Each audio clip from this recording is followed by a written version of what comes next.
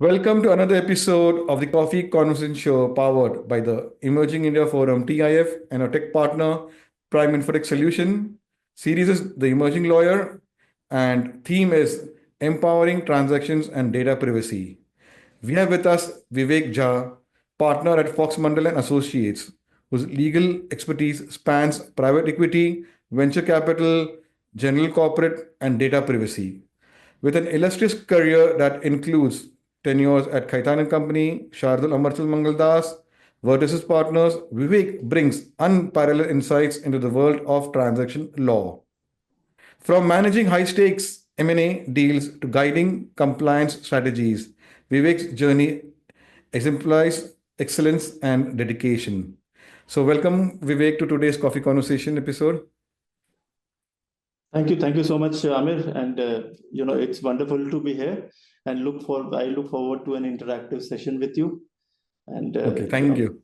Vivek, let me explain you. You must be aware of the two rounds. There is one more surprise round. That is a rapid fire round. Okay. For that, you have to be witty, fun, quick, and you'll get to win this book. Adopt Technology. Okay, I'll win this book. Don't worry. So, friends, I know. So, this will be autographed and sent to you as a Christmas gift. Thank you so much. Okay. So, friends, I'm Lion Amir Virani here, host at Coffee Conversation and legal tech evangelist at Prime Infotech Solution, author of 15 books. So, Vivek, my first question for your professional journey round: what inspired you to specialize in private equity, venture capital, and data privacy law?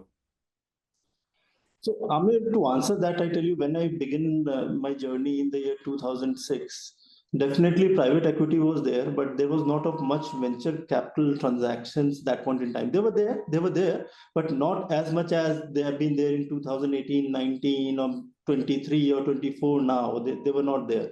So that point in time, I used to, I have always been in M&A practice right from start of my career. That point in time, I was doing more joint ventures, strategic deals, etc., representing bulge bracket private equity institutions, foreign conglomerates for acquiring stake in India, India entry, joint ventures in India. Also, advising a couple of Indian companies that point in time who have invested out of India. You see, forming joint ventures out of India, etc. Now, if you see post 2015 or 2014 around, there have been growth of Indian startup story. Now, coupled with the growth of Indian startup story, there have been growth of venture capital investments into India, because we know that venture capital investments are investments which are investments at, let's for example, at idea stage or at a nascent stage. Private equity investment is at a level when the company has grown a bit mature, company has historical legacy to itself, maybe 2 years, 3 years or more. You see, but venture capitals have across the globe, their role have been backing industry founders with their ideas, and when they initially needed money so that company can grow and mature. So with the growth of Indian startup story, there have been growth in venture capital investments into India also. Now, and when the Indian startup story started, as I can tell you, there is a concept of alternative investment funds in India. SEBI came out with regulations in 2012. There have been a lot of registrations of Indian domestic AIF since then. So today is not the case that venture capital investors have to be foreign investors. There are many domestic venture capital investors within India itself. So I tell you what happened when I started my journey. I was doing more strategic work, more strategic M&A work, but later on, with the demands of the market, I also got more and more into private equity, even mid-size private equity, low-size private equity, and also venture capital investments. And data privacy, is becoming all the more important with all these fintech companies, or kind of any company, not only fintech companies. You collect sensitive personal data also, and that is where there is a need of regulation, because data today is your identity. It is what you are. Data is the most precious asset, as precious asset as your property or your yacht or your house. Data has that kind of relevance today. So in our profession, Amir, what happens, your success is directly linked to your ability to adapt to the market forces. So what happens? If you look at India's growth story, there was a time there was a lot of foreign investments. Then our stock markets tanked in the year 2008 and leading to recession of 4 or 5 years. Still, I would say we are not at that level of euphoria which we had in 2006 and 2007. Obviously, numbers today are way more higher, but euphoria at that point in time, India growth story was totally different that point in time. If there was no recession, today we would have been in top two, definitely in top three economies of the world. We are at fourth, we will become top three economy of the world, but we would already have been. You see, so with the changing market dynamics, I have also tried to ensure, worked hard to stay relevant in the market, and not only try to align my practice or my inputs to a particular practice area, right? So I did not say, when the private equity and venture capital investments in India grew, there were multiple transactions. I did not take a view that no, I am doing only strategic M&A and joint ventures, I will not do a venture capital investment transaction for the founders. I did not do that. I took it. Because our ability to adapt to the market forces and market challenges is the defining factor, and that is where in last 5 to 7 years I've worked a lot in private equity, venture capital, and also now in the data privacy sector. So this is how it has been, being guided by the market forces, and not saying to myself that I am only a strategic M&A lawyer. I only do deals which are beyond 200 crores. I also deals which are 40 crores. I also do deals which are 70 crores. Same time I do, if somebody gives me a bigger chunk of deal, 500 crores, I also do that, right? But I never say I only do 500 crore deal and don't go below this, right? Wow. Okay. So my next question, you said about the startup stories. So you Yeah. have worked different startups in your career. So which startup product innovation which got you, okay, हाँ भाई, this is that product for the future? Can you share about that? So I tell you, you see, the product offering depends on the nature of business. Now, if you look at the startup growth story, now you see one thing is common, that with the growth of startups in India, you will see the products which were not easily available, or if available were very expensive, right, are available easily today. So you will have a startup which is into D2C space, direct to consumer space, offering, let's say moisturizing cream or beautification kind of a product, right? Now look at the offering in the Indian market of the beauty products today. Way more, multiple times more what it was in 2005. In last 15 years, you will see immense growth. Also, you see, with the expansion of trade and business through online mode, again it has acted as a real facilitator. So you have all kind of products today, Indian as well as foreign, at your doorstep. Actually, it has become so much easier, right? Yeah. Now, so much easier. Now, going to another angle, look at fintech companies. Now, earlier you have to go to the bank. With the bank, you have to have some kind of property to mortgage. Then the bank will give you loan. That was a long drawn process. Then also you need to have some, family contacts or official contacts within the bank, so that your loan can be processed early. And early, that 15 years back, early would mean at least 1 to 2 months. I happened to take my education loan from one of the PSU banks in the year 2001. Okay, it took me around 2 months. That point in time, there were no fintech companies and other companies which are offering educational loan like it is offering now, right? Correct. Mhm. So all those traditional ways which were killing time, killing efficiency, are at the back burner today. So we have a lot of fintech companies which give you loan instantly. So if you like a product on Amazon, you want to buy it, you straight away get a loan from the fintech company in form of installments. Instantly you get that. So things have become very easier. And as far as products are concerned, I see in every aspect, in every area, there have been a drastic improvement, right? Be it a physical product, be it services, be it, for example, fintech industry, be it technology, knowledge oriented technology industry today. You see, a lot of artificial intelligence is getting into knowledge processing today, which is trying to free up time of professionals, right? So you see, there have been changes in every aspect today. Another example, look at, earlier, 15 years back, how many insurance companies we had? Medical insurance was unheard of in 2003 or 2004.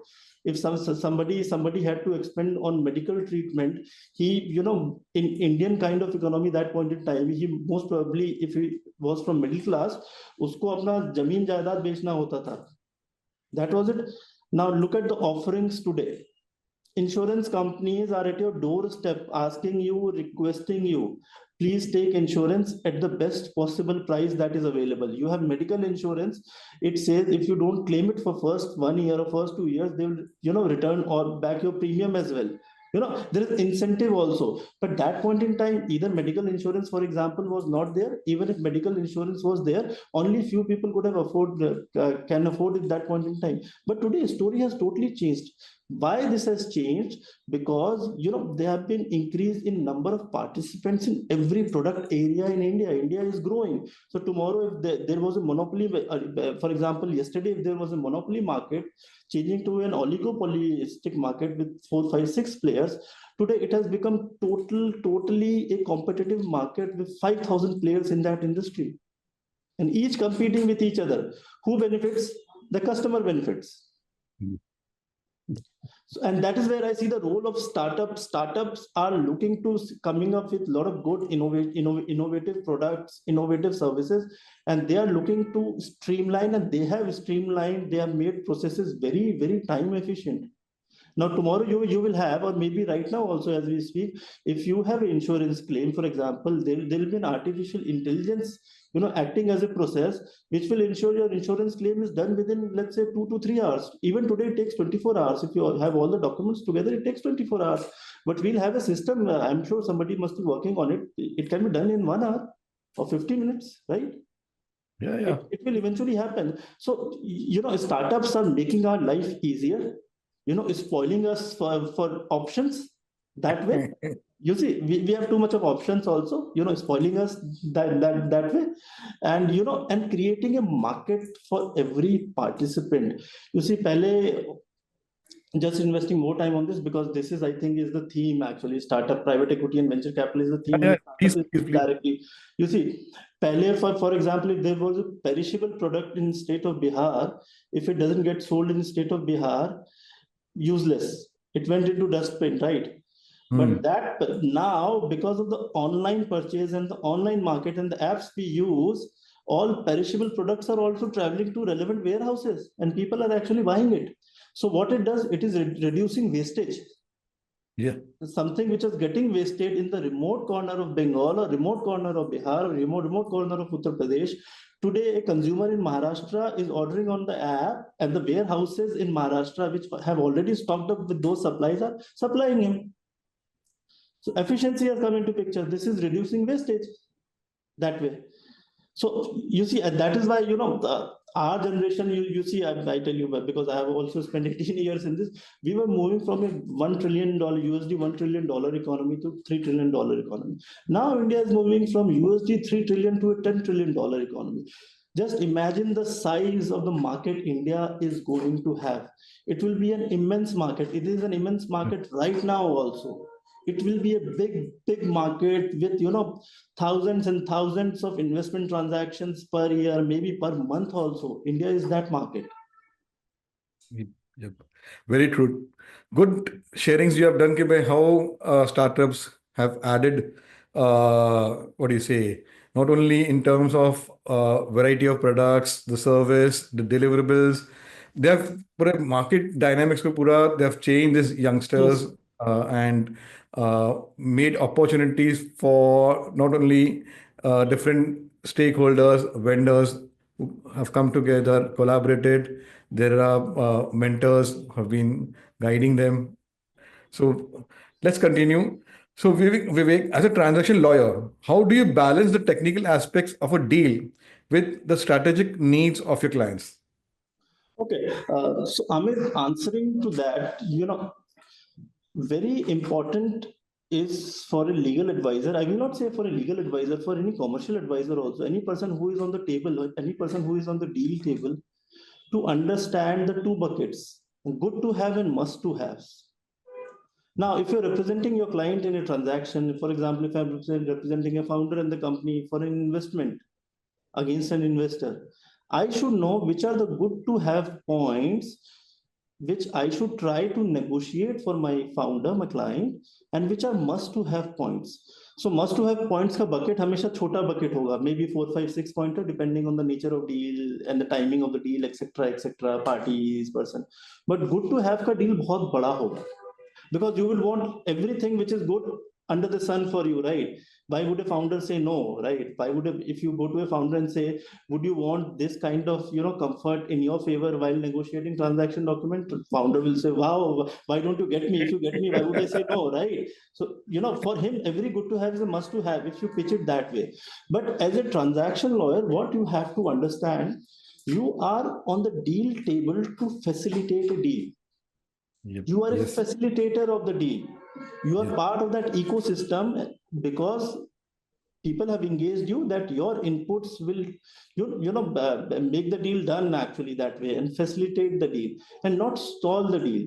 So at times, what happens, you see, as the first point we discussed when we started this argument, started our discussion, was that also something called reading the room, you see. So for that, you have to understand your client's expectations and also expectations of the counterparty.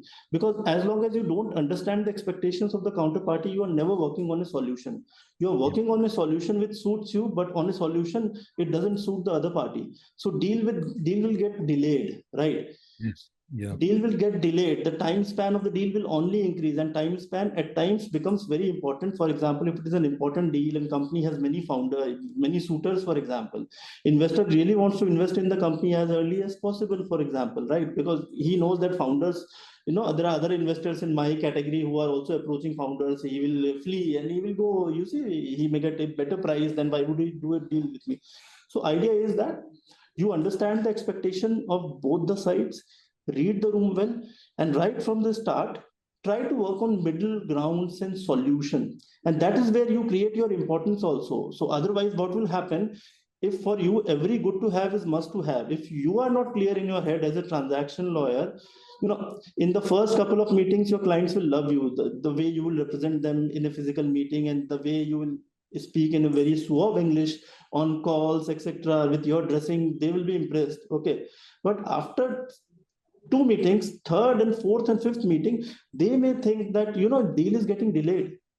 Yeah. We want to close the deal, right? He will say, your knowledge is good, for example, very good, but tell me a solution. How do I close this? So instead of working on a solution at a later point in time, after 40th day or 50th day, why don't we work on the solution after 7th day or 8th day? You should put your best foot. You should, for your client, put your best foot. All the points to the other side, and just see how is the deal panning out. Then, basis that, you can decide, okay, out of these 20 points, if I get 2-3 points in my favor of my founder, good, that's a good job done by me. And you talk to your founder and he will also appreciate, right? And that is how we create importance. As long as we are facilitating the deal and working on solutions in the middle ground, we stay important. But if we do something opposite that, not working on solutions, staying to our ground, and not appreciating the other point of view, then beyond a point in time, you will become an odd one out kind of a stakeholder. And that is what, a person on the table, you don't want to be like that, actually. Beautifully you said, Vivek. So now, we'd like to hear from you. Could you walk us through your most challenging deal or transaction case and how you solved that? So I tell you, every transaction is a challenging transaction. Yes. Because I tell you why every transaction is a challenging transaction is that the parties are at loggerheads on certain points, certain granular points, right? If there were no points which were in points of contention, for example, then as a lawyer they may not need you, right?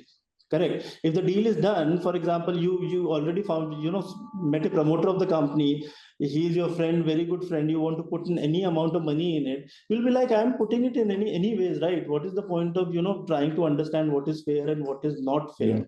You see, so deals are always challenging because you have to ensure and understand the critical areas of interest of your clients and the interest of the counterparty, and work on the Beautiful. solutions. Work on the solutions. And that is why I tell you, I can give you names. I don't tell you 5 7 deals which have been more complicated, etc. But on the challenging aspect, I tell you every deal is a challenging deal actually, because every time you're dealing with different nature of counterparties, right? Yeah. Right. So for example, if you deal with a founder who has had sales background, he may be like, after a point in time, he will be like, oh, it doesn't matter, you see, I will manage this transaction, let me take the funding, I'll manage, because he's a pro at sales, right? He says, if my company is doing well, then there will never be a dispute, right? Correct. There will Yeah. never be a dispute, and I'll manage with the investors, etc. Correct. But the other side is, for example, there have been a couple of cases in India also, wherein the promoter was not getting very well along with investors over a period of time, and the employment contract of the promoter had a kind of a clause that he can be terminated with 70 days of the 90 days of notice with severance package. Investors have actually gone ahead and used that without cause Mhm. termination, right? So it can you see, it can play both ways. So your role, that is why it is challenging. Your role is to envisage all those questions, discuss with your client, tell him his perspective, and understand his perspective. You see, because you have to wear both the hats. You have to wear the legal hat, because you are a legal professional, you are a pro at that, right? You also have to wear entrepreneurial hat, क्योंकि eventually धंधा चलाना है. Business को stall करने के लिए you are not on the table, you are on the table to facilitate the business.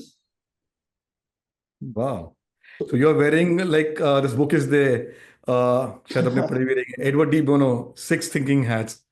Yeah, exactly. So you have to know all the perspectives actually, and that is why I go to many law schools. I take a lot of guest lectures. I speak on a lot of panels, etc. Whenever I meet with any young age lawyer or a law student in fourth year or fifth year of their study, I always tell them, never read law in terms of what is right and what is wrong. There are no answers in law. If there were answers in law, no judgment will get overruled, right? Why would a judgment which is correct get overruled? Mm. Correct. Learn as many perspectives as possible. So if you Yeah. are a person with 100 perspectives behind you, you are better than counterparty lawyers who has 3 or 4 perspectives, because after one round or two round of negotiation, he will have nothing new to add, but you will have so much to add to the deal. And that is where you come in the spotlight actually, and that is where you act as a facilitator. So I'm again emphasizing on this point, is that thinking in silos and only legal terms is not good enough, and basically it's not the demand of the time today actually. Yeah. Demand Yeah. of the time is to be fairer and working on the solution, and as a lawyers we need to adapt to it. And our real knowledge is adaptation. Our real knowledge is not exactly what we know. Our real knowledge is ability to adapt and move on. That's the real knowledge actually. Beautiful, you said. So a lot of learnings I'm from your conversation. For the viewers, for me, everyone, you're keeping balance of both the sides and coming to a solution oriented. You're a solution oriented lawyer, which is the Yes, need of the hour. In right. any case, wherever we be, uh, solution oriented. You're looking both sides. कि हाँ भाई, client का interest, opposite party का भी interest रखने का है. Because both Exactly. marriage में आ रहे हैं. They're coming into a Exactly. marriage. Exactly. Otherwise, क्या होगा? Investor बोले, if I am investors council and or if I am the investor, I will say, कि boss, I am paying you the money, right? My money is going into your company's bank account, and you are running the show at the company. Why don't you think I should be conservative, right? Ultimately, all are looking to protect our money and grow our money, right? Very true. Very true. Very true. Okay, let's continue. So, Vivek, how do you see the evolving regulatory landscape affecting private equity and corporate compliance? You see, regulatory landscape or legal landscape in relation to deal making has been evolving over a period of time. Actually, you see, things are becoming over the period of time more clearer. So tell you, just to take example, India's a couple of years back. I'm not sure exactly which is the year, but our World Bank ranking in doing business was 163. And today our World Bank doing business ranking is 61 or 62, something like that. Things are getting, more clearer over a period of time. Yes, what happens as far as intersection of law and business is concerned, uh, I was at IIM last month and also speaking on the panel on, constitution principles and the business practices, etc. So I tell you what happens as far as intersection of law and business is concerned. Business is moving at a rapid pace. Yeah. Law is not able to move at that rapid pace because you see, since you have also written books, you are a lawyer, legal background, etc. Formation of law takes more time. Formation of business practices does not take time. Formation of a business practice is basically if there is a dealing between X and Y. X and Y are comfortable doing that, and it is not violative of law. That is a business practice for them, right? Yeah. Many times you will meet people when you're going to buy a house, when you're going to buy land or whatever. For example, they will tell you कि Mumbai में तो ऐसा ही होता है. Everybody is comfortable. That is a business practice, right? That is the comfort that they have been drawing, right? And somebody will tell you Delhi में तो ऐसा ही होता है. People are comfortable. That is the comfort. What happens now? We have, emphasizing on this. We have two kinds of law. One is lead law and the one is lag law. Lag law is the law which comes into action once the business practices have evolved over a period of time and have been established, and law emerges to to validate that business practice. That is why if you see our Contracts Act, 1872 Indian Contract Act preamble says, also gives emphasis on customs and usages as a contract. Customs and usages are what? Basically a way of dealing with something over a period of time. That is a custom, right? And that is a usage, even if there is no law regulating it. So there is a lag law which comes into picture after a certain number of years. For example, what happened with cryptocurrencies, right? Even if you see there is no clear clarity on whether cryptocurrency, can an Indian national invest in a cryptocurrency using FEMA routes, etc. Some ED, I was reading in the Economic Times, some ED has issued notices to certain people for giving wrong declaration under LRS scheme, etc. But eventually investing in cryptocurrencies. The term cryptocurrency as such is not used. The term used is virtual digital assets subject to taxation. You see, so this is an example of lag laws, wherein some business practice has been happening. Eventually, you will see most probably that Indian government will actually regulate this in a much better way. So this is an example of a lag law. Another example of an important law is a lead law, wherein the law stays in parallel or in alignment with the actual business practices. Law grows, side by side with the business practices. For that, we need to have a lot of skilled manpowers with our regulators. So look at our regulators today. For example, Competition Commission of India is 15 years old. Securities Exchange Board of India has been here since 1992. Insurance Regulator and Development Authority, Telecom Regulator, etc. All of these regulators are grappling with the problem of skilled manpower. So you see, the business advisors are thinking on a certain piece of deal in a certain way, but regulatory advisors are not thinking on those lines. Regulatory advisors are thinking on the lines of what is black and what is white. And that is where business people are thinking that, my transaction or my dealing is neither black or nor white, not prohibited, I can do it. So, for evolving regulatory landscape and India become a country wherein we have a lead law kind of a scenario, a parallel law which grows with the business practices, we need to have a lot of skilled manpower. Our journey from 3 trillion economy to $10 trillion economy will only depend on the skilled manpower that we have. Because you see, today, if the traction of, let's say, M&A deals are 100 per year, in times to come, very soon, it will be 1,000, it will be 1 lakh, it might be 5 lakh per year also. right? So a lot more participants and a lot more traction will be there. There will be a lot more disputes. So in 2016, I met certain founders, for example, and I told them, you are starting a business. In fact, they had some of them had reached out to me. I told them, you are starting a business. This is not friendship. So you should have a founders agreement in place, basically, so that if there is any dispute, etc., you have something written in your favor. So that all of you can rely on. Not many people were forthcoming, actually. They were like, no, these are family and friends, we'll see. Eventually, with the traction in the business sector, in the startup world, for example, now you see a lot more founders dispute. Founders are fighting against each other. Now today, founders are asking, I want a founders agreement. I'm starting this business. First document I want is a founders agreement. Can you guide us? They are asking. So with the traction, stakeholder interest will increase. The number of stakeholders will also increase. The complexities will also increase. And that is where we have an uphill task as far as our regulators are concerned. Our regulators have to stay with the business practices or stay ahead of the business practices in a way. And our regulators are new regulators, right? They are not old regulators like Securities and Exchange Commission of India, which is 1925, right? SEBI is what, 1992? Yes. 30 years old. That's it. So we don't have that legacy. So we are in a transition, but we need to have, from regulators' perspective and from government perspective also, a skilled manpower which thinks in the terms that what should be allowed for businesses, actually, in that terms, not on the terms that what should not be allowed. Because when you're giving yourself a message that what should not be allowed, you will see a lot more areas which should not be allowed, right? When you give a message that what should be allowed, you think in a totally different direction. And that is what is the need of the hour. Otherwise, we don't become a $10 trillion economy, actually. To get into top 3 economies of the world and stay in top 3 economies of the world, we need to have a very robust system, very robust and established business practices, which other countries have, which have actually done that, which they have. Yeah.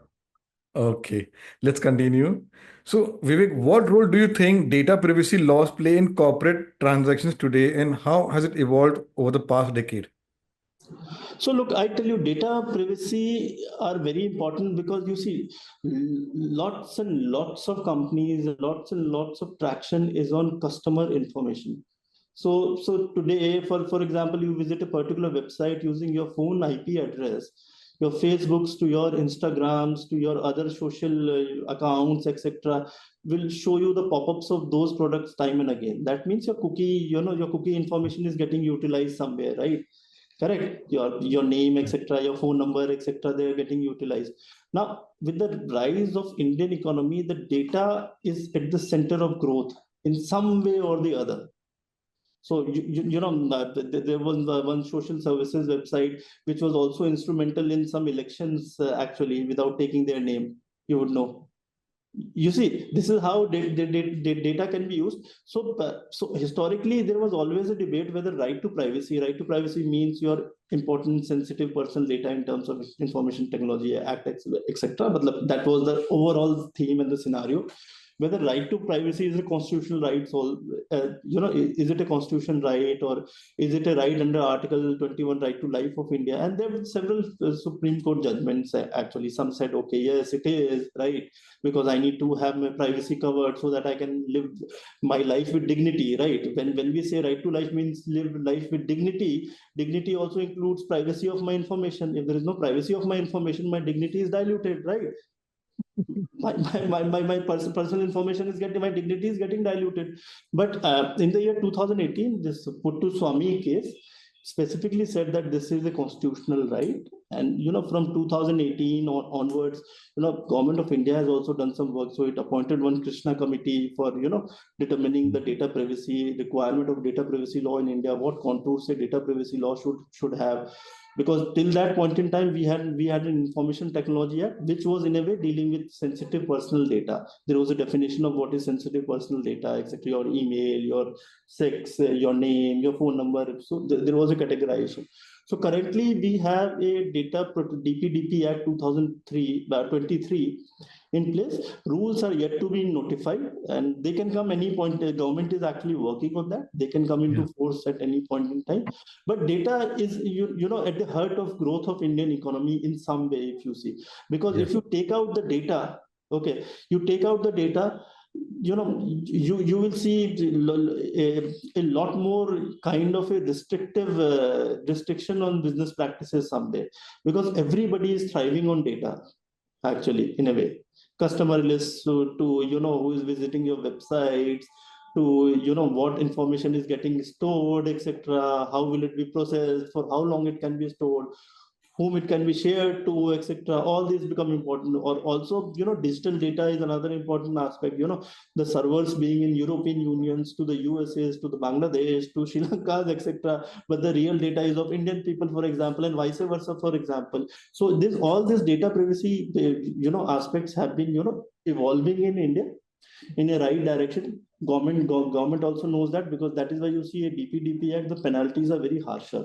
There are high penalties, saying that you stay on the right side of law, you don't violate it. Otherwise, you will be penalized badly, right? So government is acting as a referee in that, and there is a requirement also to actually do it. Beautiful. So now, Vivek, how do you mentor young lawyers at Fox Mandal and Associates to handle the complexities of corporate law? Okay. So I tell you what young lawyers or even law students should do. So there are two things. My vice chancellor, when I was at university, used to say very, very beautifully, which he was way ahead of his times, actually. 2002, 2003, he used to say these things. So what he used to tell us, very relevant today, you have to be master of fact, and you have to be master of laws. Because if you are only master of laws and you do not know the facts well, then how will you apply laws? Laws can only be applied on a context. If you take away that context, how will you apply law? So today, if I advise fintech companies, okay, I as a lawyer, to the extent I should understand what is a fintech business, how fintech industry operates, who are the important participants, what are the connecting links, so that I can talk to my client and tell me, or pitch to my client and tell me, you are dealing with these kind of intermediaries, you should have a contractual obligation, your agreement should have these kind of clauses, because this is your business. It can be misutilized. For that, to pitch for that work or advise my client accordingly, I should know the business of my client. And today, as a corporate lawyers, when we are on the deal table, our practice is primarily 70% commercial practice. It is only merely 25 to 30% legal practice, because legal practice is primarily compliance practice in a transaction, unless there is a regulatory issue involved or some disputes are ongoing, etc. General, I am saying, general VC transaction, for example. So that is where you need to know the facts very well, need to know the market practices very well. So that is why any junior at Fox and Mandal, or be it in any previous firm I have worked at, okay, if I had to mentor juniors, I would tell them, read newspapers daily. For example, if you're in M&A practice, read M&A newspapers daily. Okay, then, because when you read the news item, you have a context. So you read A company has acquired, A is a listed company has acquired B, and again a listed company. Okay, this is the news. So I tell them, why don't you look into what are the laws applicable? Just see how is takeover code applicable. So what happens if you're doing this kind of a learning, you're aligning your learning to a context, which is a fact. So Amir, this is very much like कि Bombay में कैसे बड़े मियाँ का होता है ना, Kolaba, I have also been there several times that way. So if you eat a kebab at Bade Mian, which you love, okay, and maybe some years down the line you travel to Jaipur and you find the same taste, what will be your first expression? No, this is like Bade Mian, right?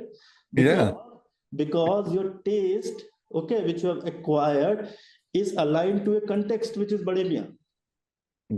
Yes. So if you align your learning to a context or to a fact, then you will retain it throughout your life. You will be able to use it.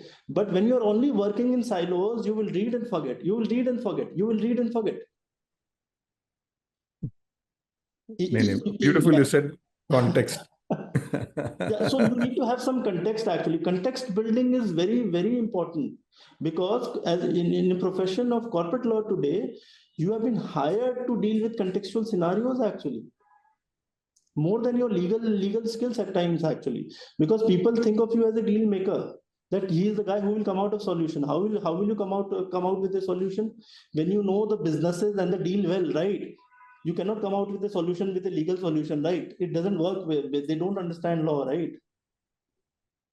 Very So, true. Very so, true. so it is for all young lawyers is to build knowledge of fact as much as possible, and try to find out in the next step what is the intersection of law with that fact, attributes of that fact, because facts can be complicated. So you may Yeah. have several aspects of law involved in each limb of a fact, given fact.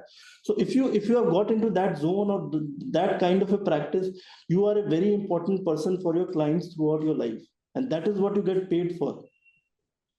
That's why you command premium. You have to be a bit different actually that way. You're sharing trade secrets. No, but this I tell to No, no, all jokes young. apart, I'm just making a I lighter yeah, conversation. I also try to do it by myself whenever I get an opportunity. Right, this helps me to stay relevant in the scenario actually, Very because true. Very true. because your importance is directly proportional to your relevance, right? Lesser the Yes. relevance, lesser the importance, lesser the fees, right? Lesser the mandates, lesser the coverage. Very true, very true. Okay, so my last question for your profession journey round. How has technology helped you and which legal tech tool has impacted your work?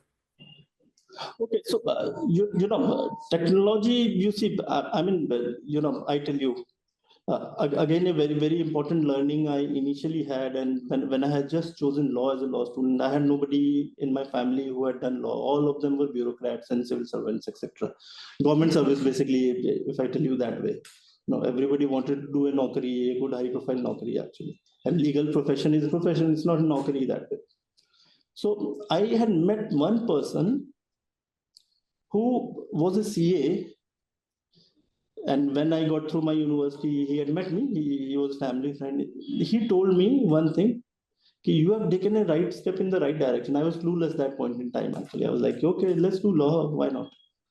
He told me, legal profession is the only profession which doesn't even require a pen or paper. It only requires a working mind.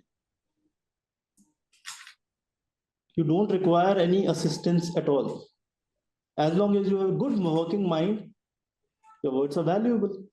As long as you go into court of law and without any notes, etc., you can speak well and gather your thoughts well, align them well, and what you know, tell the other side well, good enough. He was a CA. He told me even we CA require something like tally. We cannot function without tally. But legal profession doesn't require anything. Doesn't require a pen and a paper actually. But you see, what happens? This is correct what he told me. I also agree to this. If you're working and good functioning mind, more than enough. But what happens over a period of time, to grow, you have to take up more work. And as you become senior, you cannot be doing 100% execution by your own.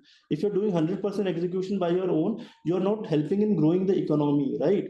So, for example, if I can do all work on my own, work for 23 hours a day, for example, don't hire a junior. That means I'm not creating an employment opportunity which should be created. Firstly, and that is the reason why people have teams. Teams is also, it also gives exposures and employment opportunities to upcoming legal professionals also. That is also one of the aspects. What technology also helps you to free your time and focus on core areas, what you call iota. You see, so पहले क्या होता था, we also go, I've been junior, I've been, even now we go and meet some senior advocates, etc. Not to brief them, etc. And senior advocates have the battery of juniors, etc. All the work, for example, is done by a junior, a very capable junior. Once the work is done, he sits with his senior, and the senior flips the file, because senior has that experience, right? He can read 200 Mm. pages in 1 hour. He can do that. He flips the file, he sees, he gives his input. So what it does, if that senior has to, generate that entire file, do research, etc., would have taken him a lot more time, actually, lot more time. But since there is some helping hand to him, he's able to, cover more and more matters. And that is where technology is becoming important. Because you see, typically, you will not find much tribe of lawyers who are tech savvy. Now 7 8 years they have been many, increasing. But if you see traditionally, lawyers have not been that tech savvy actually that way. Because lawyers, you see, if you go to any lawyers chambers and all, they took pride in the fact that they have 50 years of all India reporter, in their office, in their library, 50 years of criminal law journal. So they preferred a physical copy, right? And then we had Manupatras and all, they, adapted to it, juniors adapted to it, etc. You see, so importance of technology for the lawyers in today's world is that it frees up your time and makes you more efficient so that you can take up more mandates. Your coverage is more. You take up more mandates, your coverage is more, right? And you can also streamline the run of the mill work, for example. So for example, proofreading is very important in legal profession, very important, right? Very important. It has to be very robust, for example. That can be taken care of by, while a junior can do it simultaneously, but largely it can be taken care of by an AI tool, for example. That will free up a lot of time. So for example, if I'm done with a document, an IPO document, 800 pages IPO document today, now if juniors have to proofread it, they will require at least 2 days, right?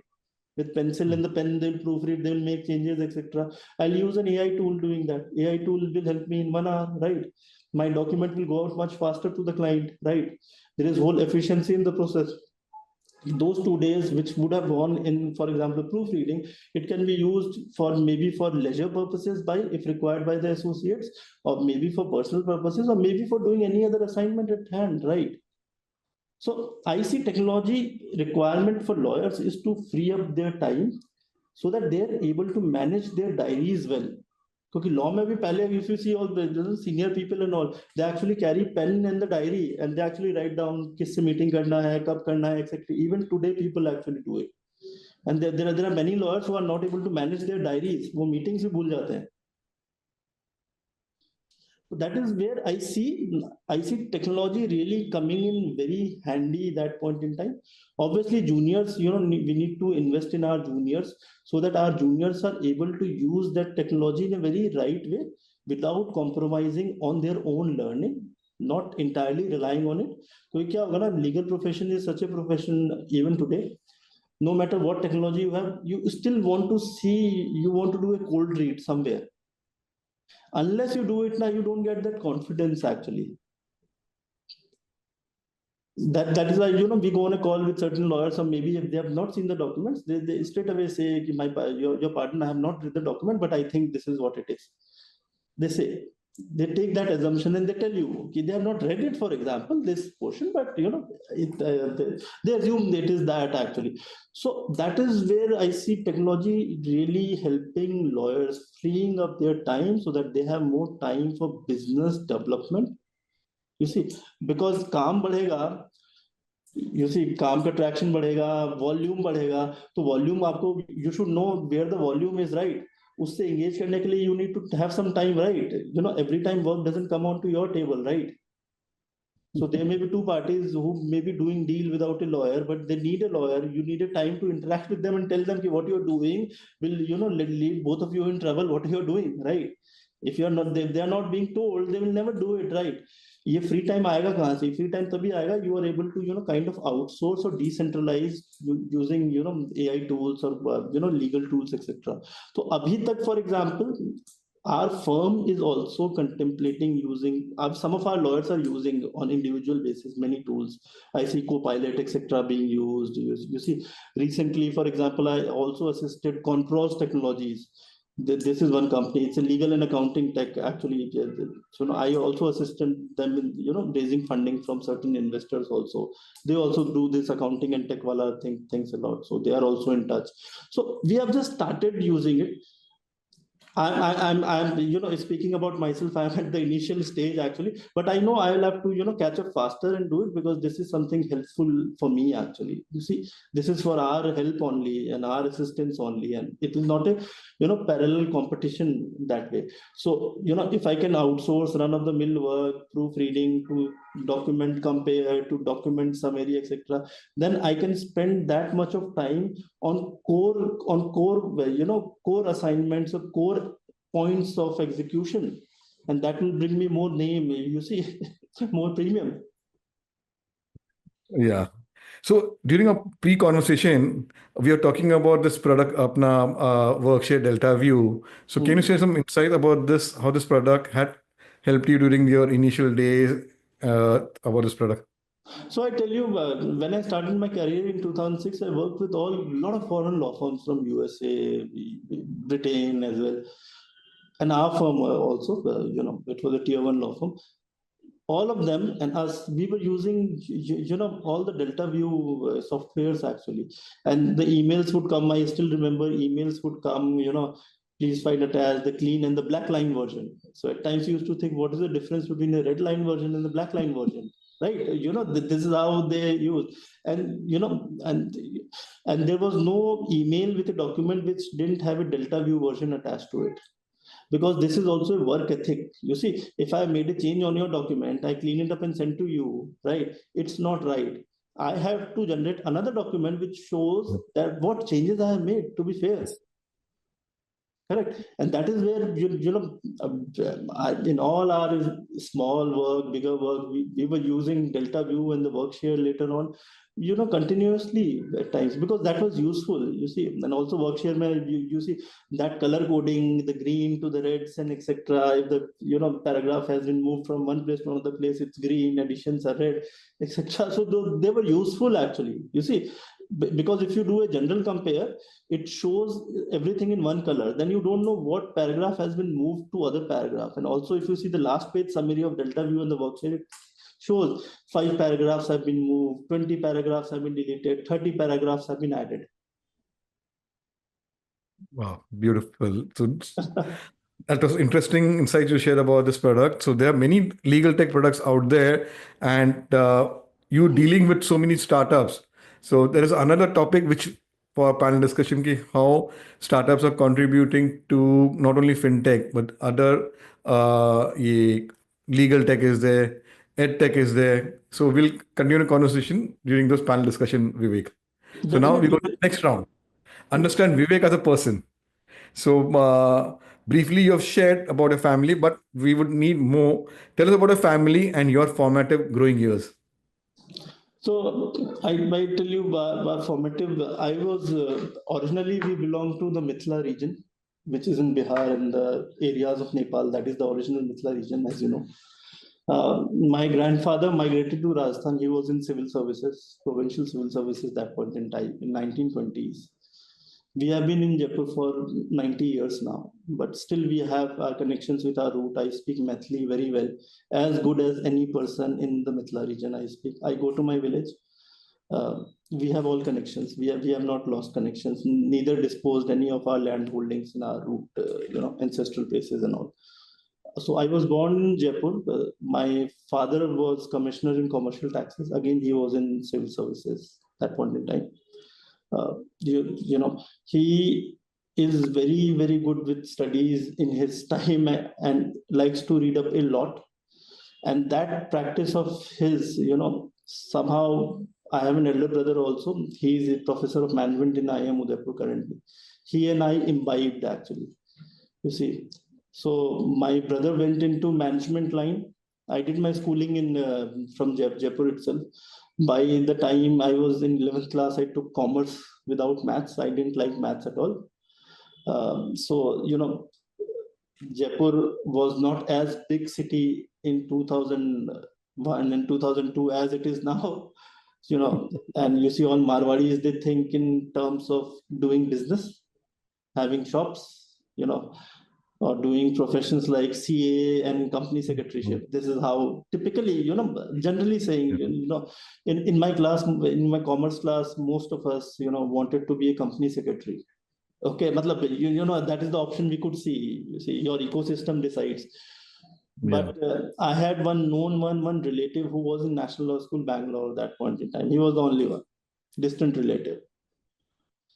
So I gave some examinations, etc. of law school. I applied to 3-4 law school. I got through National Law University, Jodhpur.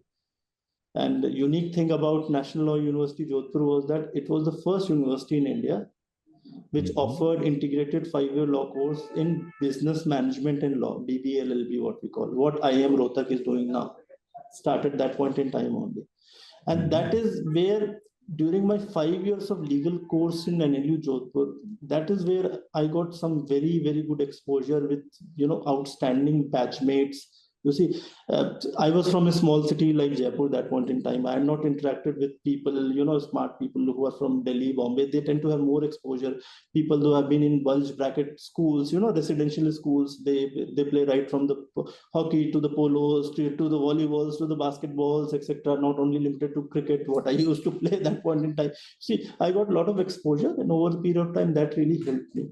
And then I had a chance to work at some good law firms over a period of time. So, you know, it's been way of life and part and parcel that way. So, Vivek, what hobbies or activities do you enjoy outside of work? So I tell you, outside of work, you know, I am a family man, so I have 2 small kids. So I love spending time with my kids actually. You know, that is my primary focus for some years now, you know, 3-4 years at least, you know, very small kids I have. I like reading also.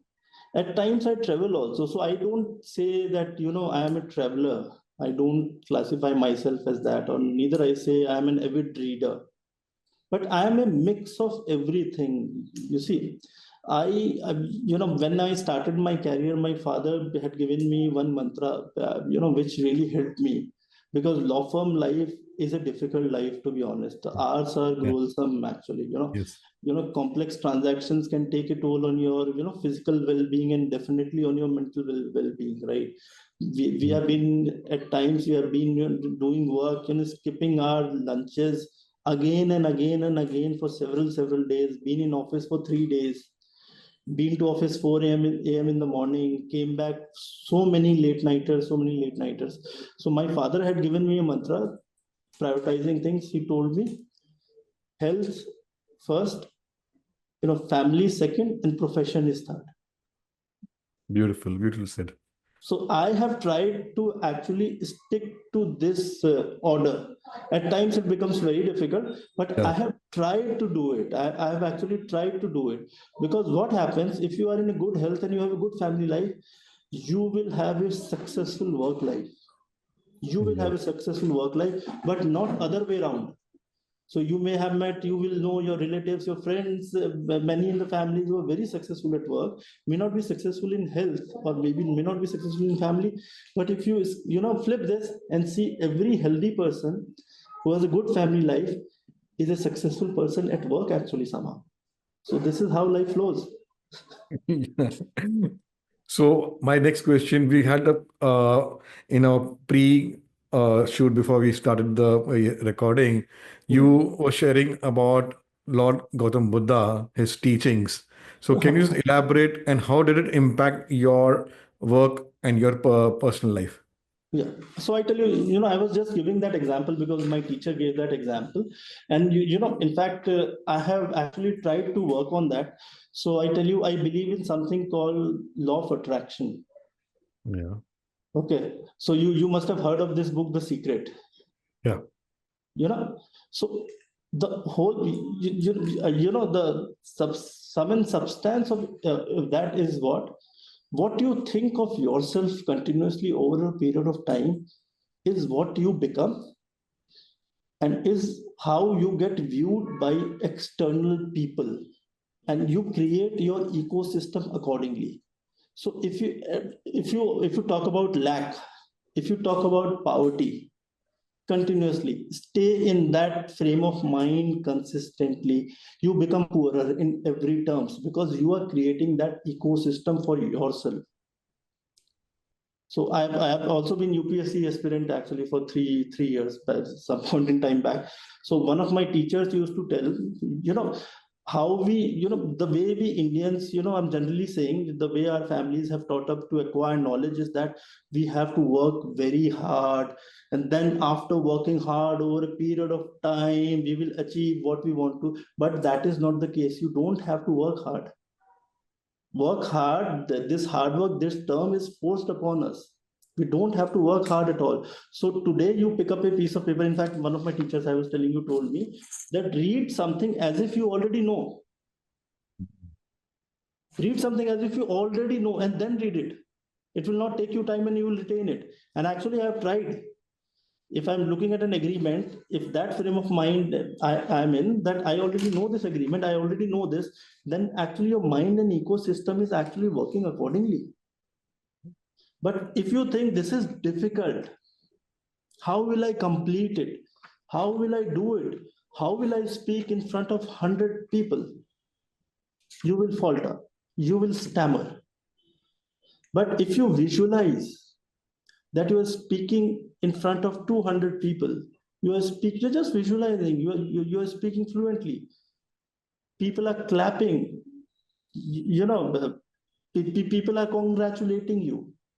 You're creating that kind of ecosystem. So this manifest law of attraction, as I told you, the way you think about yourself is what you manifest to your ecosystem. Yep. Yeah. So I was, once, I'm an avid cricket follower. Even today, India-Australia match, I was following to the extent I can in between. So you see, I was, just while changing channels, I came across Ajinkya Rahane once speaking about it. So he was telling, he was telling the commentator actually, ki on certain shots he has practiced, which he was finding it very difficult. He practiced again and again. And while doing his meditation, because sports person do meditation a lot, he used to visualize that he is hitting them very, very easily. That shot is his shot now. And actually, when he goes into that match, this is how the mind and the body would actually react. It will be seamless. Yeah. The way we have been taught is that to get to that zone of things becoming seamless, you have to really work hard. Is I don't find that way correct way actually. Every person who is on the top has done something right consistently over a period of time. How have they done it? If it was so difficult, how have they done it actually? So you see, ऐसा नहीं होता है कि मेरे को छोटे ही काम करके फिर धीरे धीरे सीढ़ियां लेके ऊपर जाना है. आप straight away बड़े काम में भी आप जा सकते हो. But you have to have that bent of mind actually. You work on things which can actually lead you to there. Don't think of obstacles. Think of victories actually. So that's why I said ki jata katha man is made up of thoughts. It is our thoughts is our manifestation to the outer world, to our ecosystem, and that is how everything is reacting to you. You are creating your own world at all points in time. Okay, so another topic. Yes, law of attraction is another topic. There are many beautiful conversations to be had. So now, Vivek, you must have made your bucket list. So what did you achieve in 2024 professionally and personally when you're looking back? I did not make a bucket list actually. So when I was a junior, I used to do it. So when you make a bucket list, some way you are restricting yourself to the list of items. While reaching to that destination, bucket list is a destination, right? You are not enjoying the way and the road leading to that. So when I was junior, I used to do it that I want to be, top 3 in my class. I want to be top 3 in my university in terms of CGPA. I thought that this doesn't work actually.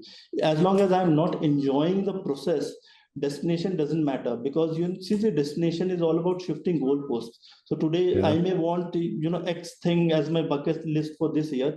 That will become X plus 5 in 2025, X plus 10. Am I enjoying 2024 and 2025 while reaching to X plus 10? That is more important to me actually. So what I have tried to be, kind of message I have tried to give to myself over a period of time is that, you see, am I creating value in whatever I am doing in some way or the other? So I'm more focused on value add from my side. Am I facilitating something or not? I'm thinking of in those terms, because if I'm doing that consistently over a period of time, it will not take effort. Firstly, because if I stick myself to the bucket list, it will take a lot of efforts. And again, I said, hard work is imposed on us. There's nothing like hard work. It can be very happy work. Instead of hard work, we should say we should do happy work, actually, that way. Right. So no bucket list as such, but I want to see if I can do value add on a daily basis. So whatever I am doing, if I'm meeting someone, am I giving a good lasting impression? Will he think of me 2 days down? Okay, I met this guy, very good guy. I liked his approach. I'm thinking of that term, and that is how you create positive stakeholders, right? Yes. Because when you want to achieve for yourself, you achieve it for yourself. It's shifting goalpost. You are not happy with it by the time you achieve it, right? And while doing that, you may not have created positive impact on your stakeholders, right?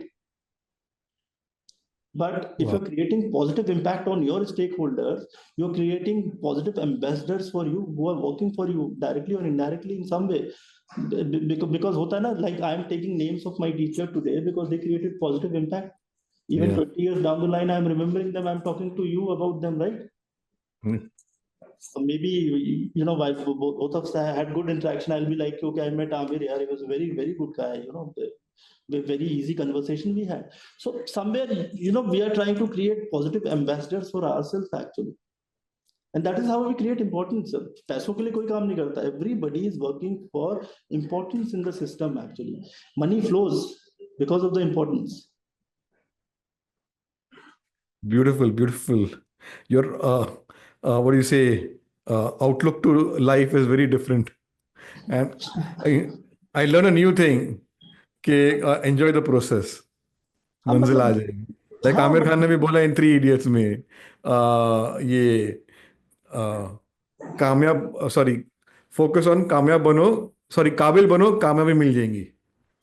बिल्कुल. मैं आपको ये process. बताता हूँ ना, मेरे school में जितने भी आपके स्कूल में स्कूल का ही सोचो, there been many people who would always score first rank in the second rank or third rank. Because for doing that they had to compromise on their personal life. When Yeah. they that point in time they should be doing more of extracurricular activities, but they were not doing it. Classroom to the coaching to the tuitions to the examinations, getting grades, etc., etc. If you ask them, do they like their life, most will say no, Yeah. Yeah. right? It was forced on them. So Exactly, Janendra. exactly. Yeah. We come to the end of this personal round. This will be a googly. Again, I know you'll be throwing a lot of insights. Describe Vivek in one line. I'm a go-getter. Wow. Okay. So let's enjoy the rapid fire round. Uh, your go-to comfort food. My go-to comfort food is dal chawal. Wow. Your favorite travel place. My favorite travel place is Goa. I like beaches. Wow. Okay. Desserts or ice cream? I like desserts. I am from Rajasthan, so you see Rajasthan is famous for sweets. Gulab jamun to rasgullas. I like those. So which is your favorite? My favorite is gulab jamun, and my favorite is white barfi. Wow. Okay. As you said, Kim, you are still connected to your roots in Mithila. So, can you share one thing from Mithila? Okay, one thing from Mithila. Yeah. Okay. If happen to go to Mithila, I think I suggest you should go. First thing you will notice in Mithila, people are very spiritual. That's the first thing. People are also knowledgeable, because if you do a public search, etc., generally try to find out all the experts in Sanskrit language from India, but predominantly from Mithila region. Experts. So they place a lot of emphasis on education and knowledge, because economically it's a poor region. Actually, you see, it's developing now, but it is a poor region. But people are very spiritual there, and with all Ramayana, all very well. Actually, Okay. Good. You're a morning person or a night owl? I'm a night owl. Actually, morning I find difficult to wake up in the morning. Okay. Tea or coffee? I like tea more. Okay, let's raise. Yeah, cheers to the coffee. Okay. The best advice you have ever received? The best advice, as I said, man is made up of thoughts. That's the best advice I have ever received. Wow. Okay. One word to describe your work style. My work style is democratic. Wow. So you did very well. You get your Christmas gift. Thank you so So much. go through, I'll autograph and send it across. So, friends, it was a lovely conversation on a Friday afternoon we had. He shared a lot of insights into M&A transactions, how you have to be a solution-oriented lawyer, which is very important. There are a lot of things he has shared during the conversation, work-related. Then so many insights during in his life. Watch this episode. Yes, we have to be very solution oriented. Context. So many keywords he has shared from where he has learned from his mentors, his teachers. So this is the episode where all people, not only legal, all should watch this episode. There are a lot of insights he has shared, and you will learn a lot. And we have got over 250 plus episodes in the Coffee Conversation Show YouTube channel with different subject experts and topics. So subscribe and you will learn a lot, inspire, and for 2025, you will be prepared. And if you want to be featured on our show, fill in the form at the emergingindiaforum.com and we'll have coffee over coffee conversation. So thank you. Thank you so much, Amir, for having me. It was a wonderful conversation. Very well curated and very well devised pointers also. Idea I always see of conversation. These kind of conversation is free flow of information actually, so that you don't have to prepare for it. Right? You are always speaking in the terms of your experiences and aligning them with your aspirations. So I have found this platform very wonderful platform. I was able to share some of my thoughts, and I really congratulate you for creating this kind of platform, and wish you all the best with even better candidates and acquire more and more perspective. And that's what, as we discussed. Thank you.